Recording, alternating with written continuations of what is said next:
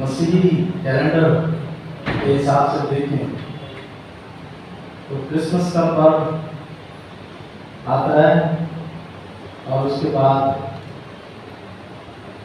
Epiphany का पर्व हम मनाते हैं और उसके बाद हमारी जो 40 दिन के उपवास काल शुरू हो जाती है, उसको मनाना शुरू करते हैं। हमारी प्रार्थनाएं चलती है, उसमें 3 बातों का ख्याल करते हैं हम। पहली बात प्रार्थना, दूसरा उपवास और तीसरा दान के विषय में। और उसके बाद हमारी पाम संडे जो आज का जो दिवस है उसको हम मना रहे हैं। तो पाम संडे के बाद हमारा जो पैशन वीक शुरू हो जाता है। पैशन वीक के बीच में हम जो मॉन्टी थर्सडे को मनाते हैं, जिस वक्त हम सब इकट्ठे होकर प्रभु यीशु मसीह के अंतिम प्रभु भोज में शामिल होते हैं। उसके बाद हमारा गुड फ्राइडे को मनाते हैं, शुभ शुक्रवार को ऑब्जर्व करते हैं। और फिर पवित्र शनिवार जो इस चर्च में शाम के वक्त मनाया जाता है। और फिर अगले दिन सुबह मॉर्निंग डॉन की सर्विस होती है, हमारी ईस्टर की सर्विस। तो ऐसे चले जाता है हमारा कैलेंडर। और इसी प्रकार से हमारा जो त्रिएक परमेश्वर, फिर उसके बाद पेंटिकॉस्ट, फिर हमारी जो है साधारण तरीके से आराधना चलती चली जाती है। हमारा विश्वास जो है ये पता चलता है कि हम साधारण जो संडे है, जो जिसमें कोई पर्व नहीं है, कोई किसी प्रकार का कोई उत्सव नहीं है, तो उस वक्त हम इतने परमेश्वर के नज़दीक रहना चाहते हैं। ये हमारे विश्वास की परख तब पता चलता है कि जब हमारा कोई त्योहार नहीं होता है, किसी प्रकार का बड़ा पर्व नहीं होता है, तो तब हम कैसे परमेश्वर के साथ अपने समय को बिताते हैं। कुछ समय पहले मैं अपने किसी से बात कर रहा था और उस वक्त ये बात चल रही थी, जैसा कि आजकल के माहौल के हिसाब से कि लोग एक दूसरे को मारना चाहते हैं, विजय प्राप्त करना चाहते हैं और जो कमियां हैं उसको उजागर करना चाहते हैं। लेकिन दूसरी तरफ एक तबका ये भी है जिसको जीवन देने की बात करते हैं, मारना नहीं चाहते, जीवन देने की बात करते हैं। जीवन बहुत जरूरी है और वही तबका उसके साथ हम खड़े हैं। मसीही समाज जीवन देने की बात करता है। कभी भी किसी को नीचा नहीं दिखाना, किसी को मारना नहीं, किसी को दबाना नहीं, ये मसीह शिक्षा जो है ये हमें सिखाता है। आज का जो दिन है इसमें हम देखते हैं प्रभु यीशु मसीह जब यरूशलेम में प्रवेश करते हैं तो उनका स्वागत होता है। खजूर की डालियाँ जो आजकल बहुत कम मिलती है, ये तो हमारे कंपाउंड में है खजूर का जो पेड़ है इस वजह से, लेकिन कई जगह खजूर की डालियाँ उपलब्ध नहीं है और वो ढूंढते रहते हैं कई चर्चेस में। इंडिविजुअल हो, चर्चेस हो, खजूर की डालियाँ बहुत मुश्किल से मिल जाती है। लेकिन जिन्होंने इसको कंपाउंड में अपना सजा के रखा है, बना के रखा है, उसकी देखभाल की है, उनको ये उपलब्ध है और साथ ही साथ नज़दीक के जो चर्चेस हैं उनको भी वो सहायता करते हैं, उनको भी वो उपलब्ध कराते हैं। खजूर की डालियाँ और जो कपड़े प्रभु यीशु मसीह के यरूशलेम में प्रवेश करने के बाद उनको उनके सामने बिछाया गया, उनके स्वागत में बिछाया गया। प्रभु यीशु मसीह गधे के बच्चे के ऊपर बैठकर चलते थे और उन्होंने योजना के मुताबिक अपने चेलों को ये इंस्ट्रक्शन दिया कि जाओ, तुम्हें गधी का बच्चा मिलेगा, उसको कहना प्रभु को इसकी जरूरत है। तो ये सारी चीजें हम लोग आज के दिन, पाम संडे के दिन, उसको हम बार बार दोहराते हैं, बार बार उसको याद करते हैं। ये इस बात का जो निशान है कि हम प्रभु से जुड़े हुए हैं। प्रभु यीशु मसीह जब यरूशलेम की तरफ नजर दौड़ाते हैं तो बाइबल बताती है कि प्रभु यरूशलेम को देखकर रोया। प्रभु को बड़ी चिंता हुई। प्रभु यीशु मसीह यरूशलेम की तरफ देखकर रोते हैं। ये वही लोग थे जिन्होंने प्रभु यीशु मसीह को होशाना के नारे दिए, होशाना के नारे लगाए, प्रभु का स्वागत किया। और इसी भीड़ को धार्मिक अगुओं ने अपने फायदे के लिए उनको तरोड़ कर अपने साथ मिला के प्रभु यीशु मसीह को सूली पर चढ़ाने का इंतजाम किया। तो ये जो भीड़ है, ये भीड़ का जो एक सोच विचार है, इसकी तरफ हम ध्यान करेंगे कि हम किस भीड़ का हिस्सा हैं। क्या हम उस भीड़ का हिस्सा हैं कि हम अपने दिमाग से बात को परखने वाले हैं, या हम उस भीड़ का हिस्सा हैं जिसमें हमें जब बोला जाता है तो उसी को हम करते हैं बिना सोच विचार के। प्रभु यीशु मसीह के समय में भी ऐसे ही हुआ। जब प्रभु यीशु मसीह को इस भीड़ ने पकड़वाया तो उन्होंने कोई सोच विचार नहीं किया कि इस इंसान ने जीवन की बात की। प्रभु यीशु मसीह ने जीवन की बात की, जीवन लोगों का बदला। क्या हम कुछ समय के बाद अपने अतीत को भूल जाते हैं? ये हमारे पास प्रश्न है। हमारे अतीत को हमेशा हमें याद करना पड़ता है और आगे बढ़ना।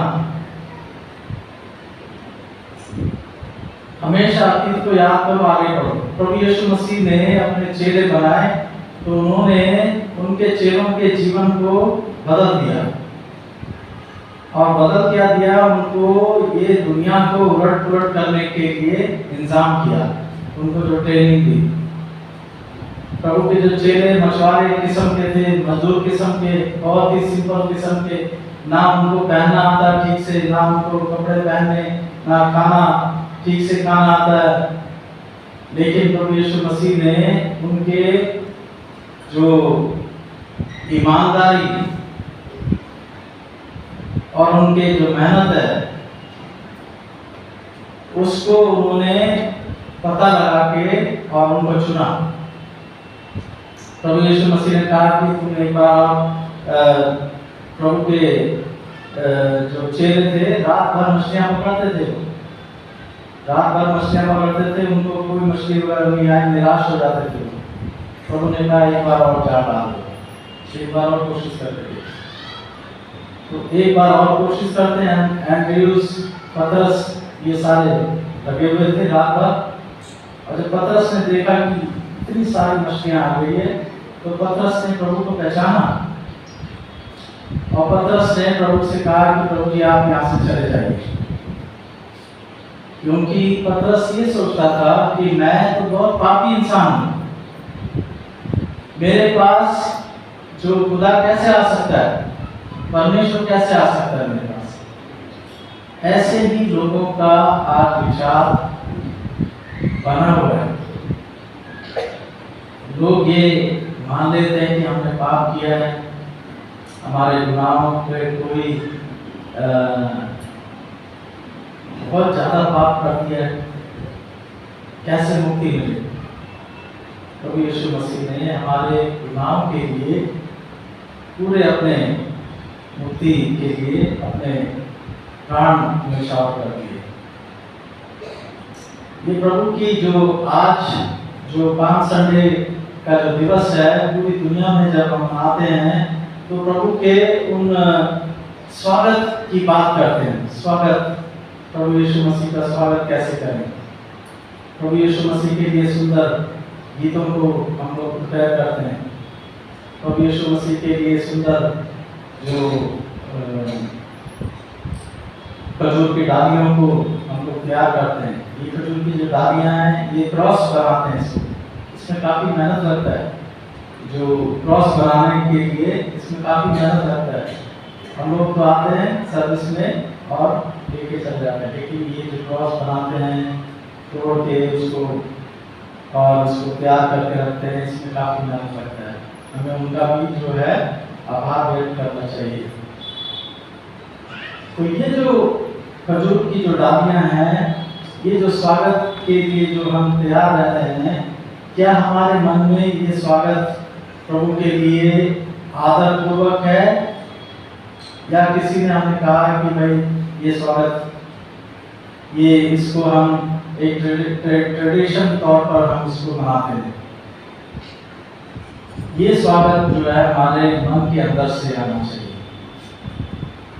प्रभु ने जो है मेरे लिए और आपके लिए अपने जान की कुर्बानी देने के लिए यरूशलेम में घुस गए, यरूशलेम में प्रवेश कर, और एक सिंपल जो जीवन जीने वाले परमेश्वर, जिनके माता पिता जो हैं बहुत मेहनत मजदूरी करते थे, हम ऐसे ईश्वर को मानते हैं, ऐसे खुदा को मानते हैं जो मेहनत करना सिखाता है,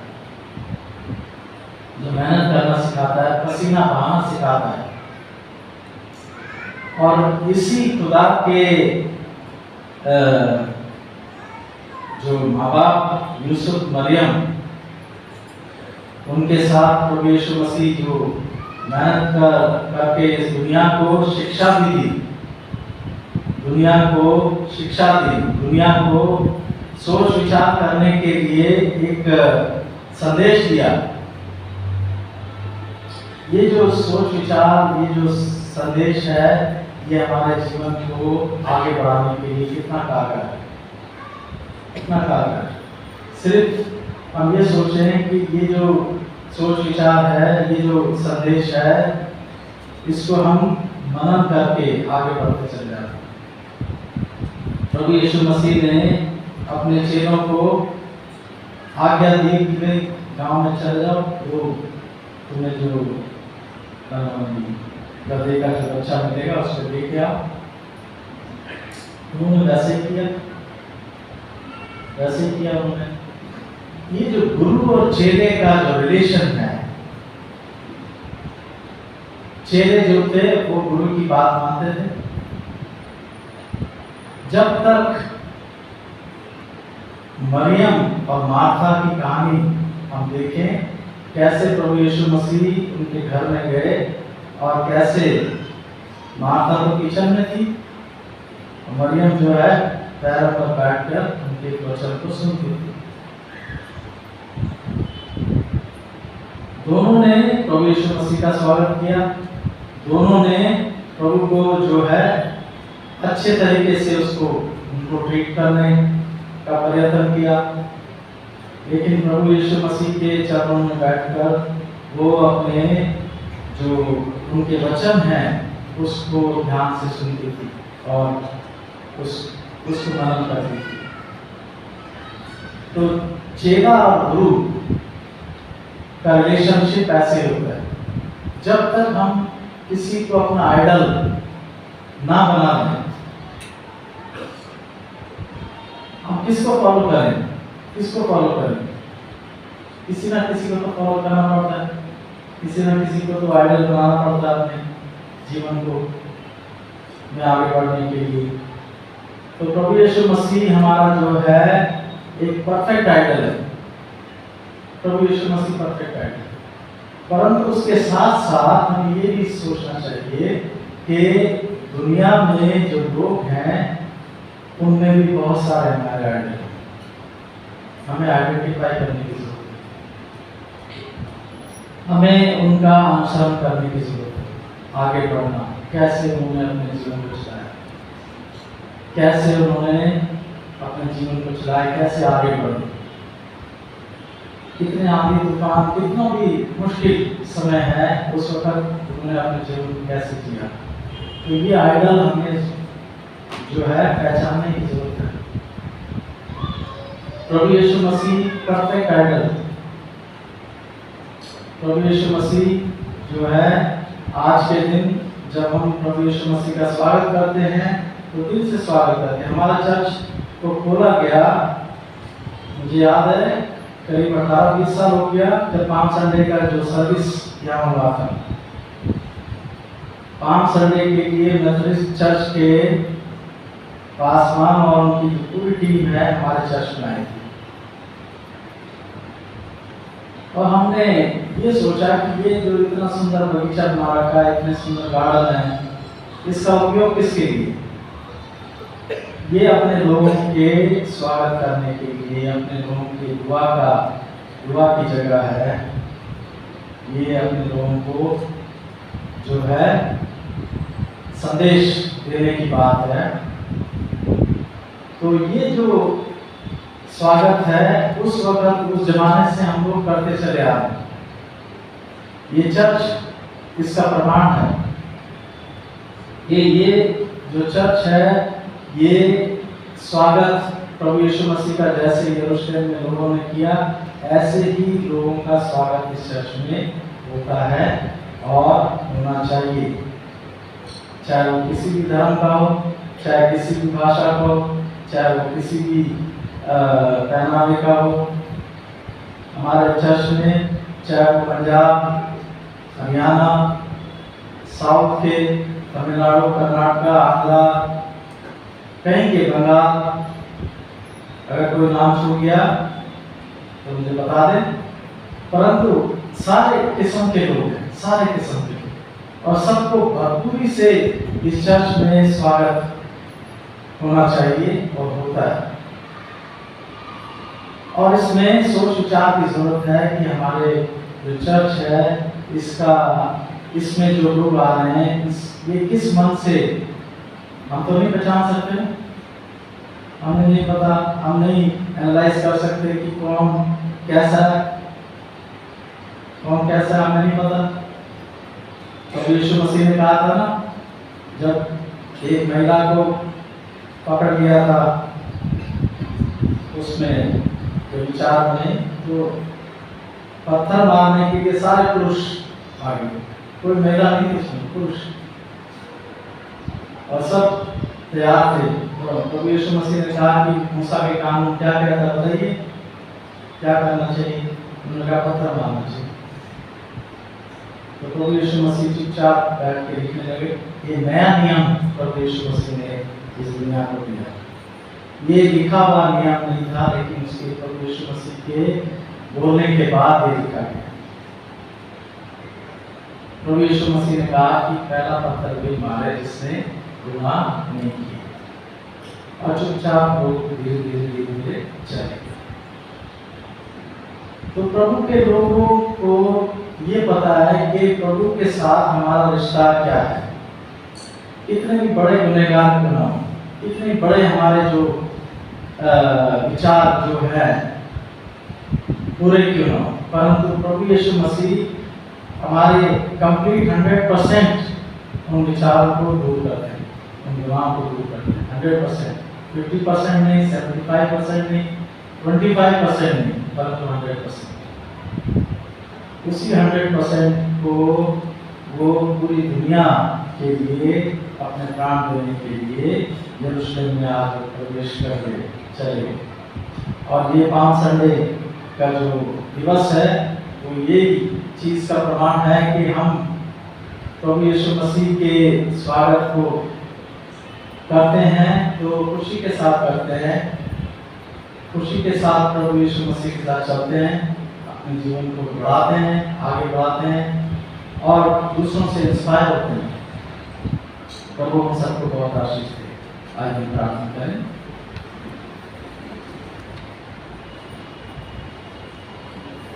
प्रभु हम पर दया कर, कृष्ण हम पर दया कर, प्रभु हम पर दया कर। हम आपका धन्यवाद करते हैं आपके तमाम बरकतों के आशीषों के लिए। आज का पवित्र दिन खजूर का रविवार हमें देखने को दिया और इसको हमने मनाया। प्रभु जी हम आपका स्वागत करते हैं अपने दिल में, अपने चर्च में, और इसी स्वागत से इंस्पायर होकर हम एक स्वागत योग्य इंसान बनते हैं। प्रभु हमारी सहायता करें, मदद करें कि हम आपके वचनों को फॉलो कर सकें। यीशु मसीह के नाम से मांगते हैं।